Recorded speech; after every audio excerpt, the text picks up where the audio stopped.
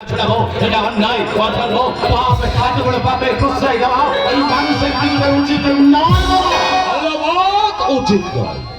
কিন্তু আমি জানতে চাই আমার বৌমাকে তুমি গয়না বলি আনলে না কেন? আপনারাই তো আমার গহনা বাবা, সোনার গহনার দরকার কি? কি বললে তুমি? কি বললে?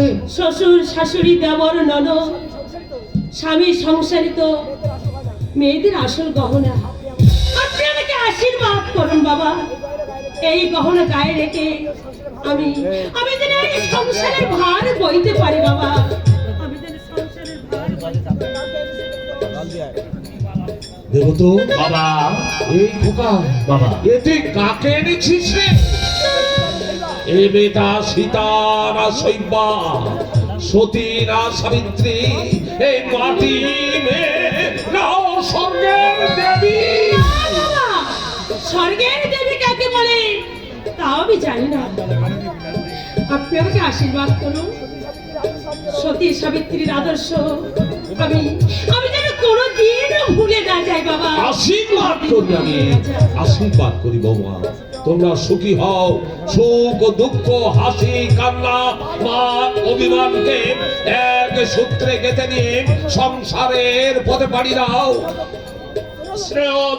শ্রেয় যত্ন দিয়ে সকলের মন জয় করে তুমি হও এই রায় বাড়ির আদর্শ ধরণী। কি হলো? কি হয়েছে? কেমন কি হয়েছে?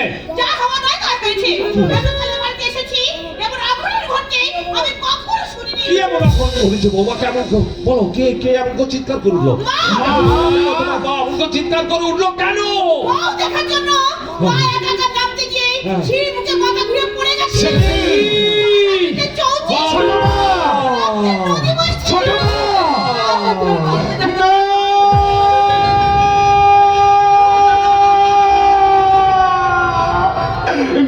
হতে পারে না, হতে পারে না। আমাদের মা আমাদের ছেড়ে কিছুতেই চলে যেতে পারে না, কিছুতেই চলে যেতে পারে না। দাদা দাদা, আমি আমার মায়ের প্রাথমিক চিকিৎসার ব্যবস্থা করছি।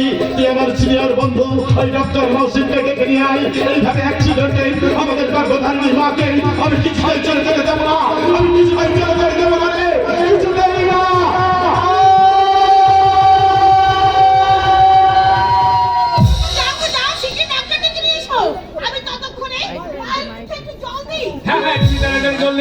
তুমি তাড়াতাড়ি জল নিয়ে এসো। আমি ততক্ষণ ডাক্তার মহসিনকে একবার ডেকে আনি। না না, তার আগে আমি আমার মাকে একবার দেখে আসি।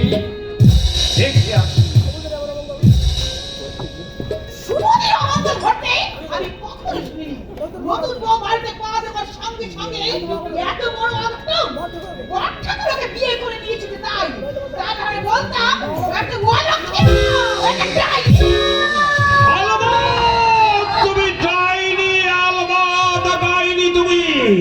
সতী নও, তুমি সাবিত্রী নও, তুমি বুকে সেই পূর্ণ ব্যথাটা আমার জেগে উঠলো কেন? আমার একদম থেকে মাটিগুলো এমনি করে সরে যাচ্ছে কেন? ওরা দেবদোষ, ওরা বড় দোষ, তোদের মায়ের অবহেলা মৃত্যু হতে দিস না। ওকে তোরা সুস্থ করে তোল, ওকে তোরা সুস্থ করে।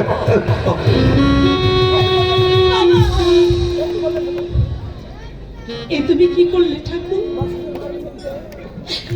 আমার সুখের ঘর ভেঙে দিতে কেন তুমি দুর্যোগের ঝড় তুললে?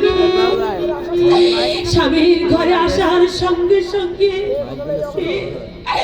কে ঘটালে এই অঘটন? শ্বশুর শাশুড়ি স্বামীর সংসার নিয়ে যে সুখের স্বপ্ন আমি দেখেছিলাম, সেই স্বপ্ন কি আমার মিথ্যা হয়ে যাবে? এত নির্দয় তুমি হয় না দয়ামা, এত নির্দয় তুমি হয় না দয়া